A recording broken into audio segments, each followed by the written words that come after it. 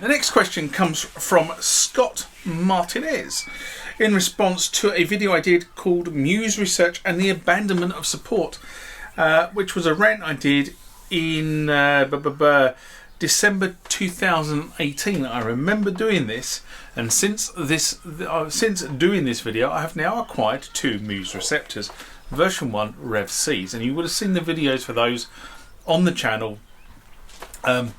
Over most of the videos on those 2 boxes have been done since Christmas, when I was doing a lot of work on trying to clone the hard drives, because unless you are a Linux aficionado, if you banjax the hard drive on your Muse Receptor and you don't have the hard drive image backed up, you're kind of up a tree, and when it up a creek without a paddle, up a tree without a paddle. You don't need a paddle up a tree.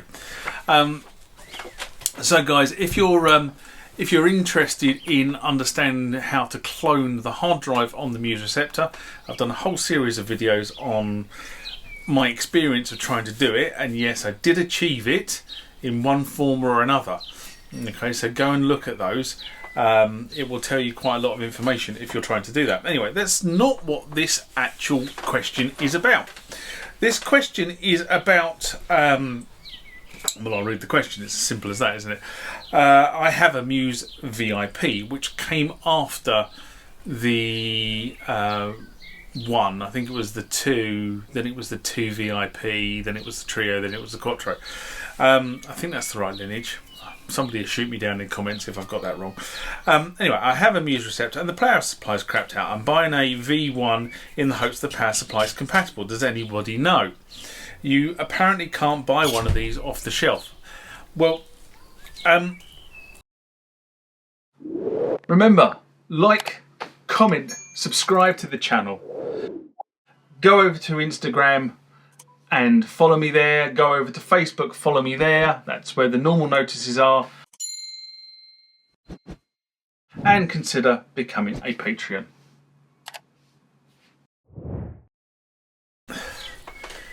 That's not strictly true, but it is true, if that makes any sense.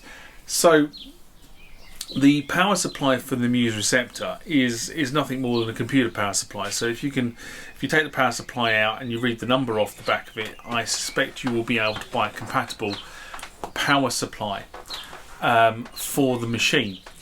The problem you have, and this is the biggest problem, and I do open this up to the forum,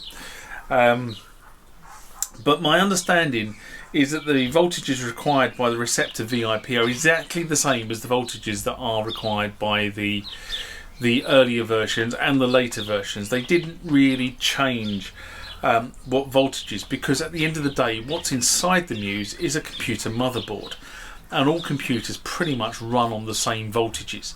So if you've got a power supply that is supplying the right voltages, then you can power the board. Now, what I don't know is that, what I do, my gut says it's the same transformer. I haven't got a 2, I haven't got a VIP, a Trio or a Quattro, so I can't tell you. I think maybe in the Trio and the Quattro the transformer changed because it was, the motherboard upgrade was a bit more significant. So in terms of the power supply, it's probably got to give it a little bit more juice than the earlier versions, but in pretty much the Muse doesn't take an awful lot of juice. So my gut says the transformer is probably okay from the earlier version to a later version, but it is still just a computer transformer. It's nothing more flash than a computer transformer. And if you look in my my red Muse, which is the second one I've got, that has an aftermarket transformer in it. It's not the original transformer that is in the red one, because I've got so many more connectors coming out of the transformer in the red one than I do the very effectively the connectors coming out of the transformer in the blue one are just enough to go to the sockets in the blue one. So what I can't verify is the connection, the connector between the motherboard and the transformer. So as Muse went up in versions, so from the version 1 to the Rev C to the, I don't know about the Rev B, but definitely the version 2, the version 2 VIP, the Trio, the Quattro, the motherboards inside the machines changed. Okay, that's how Muse effectively got more horsepower out of it, because they changed the motherboards and therefore were able to change the processors and up the amount of RAM that the machine had, so you could go forward. So for example, my Rev C can only operate with 2 gigabytes of RAM, whereas I know later versions can operate with more gigabytes of RAM. I think it's 4 gigabytes of RAM going forward. And there was a 64-bit operating system as well that came out that would allow the Muse to run a little bit faster, obviously using a 64-bit operating system rather than a 32-bit operating system, which is what I have installed on my Rev C.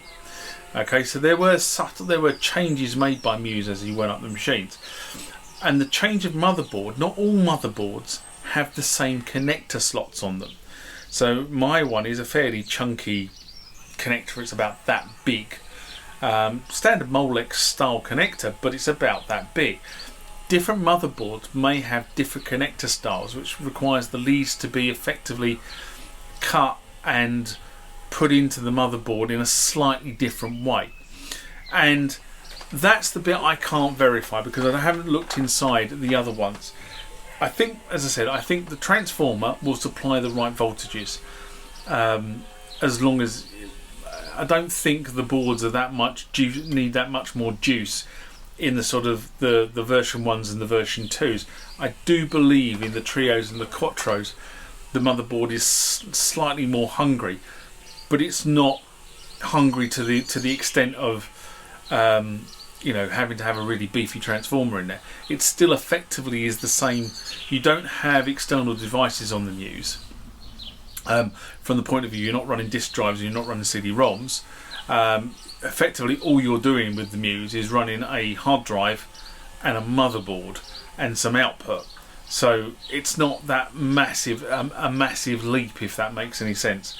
So to summarise the question, I believe the Rev C transformer will work, but I wouldn't go and buy a Rev C transformer. What I would look is I'd look for an aftermarket transformer that effectively covers the voltages that you're after, because that will do. As long as it supplies the right amount of current and the right voltages, you should be good.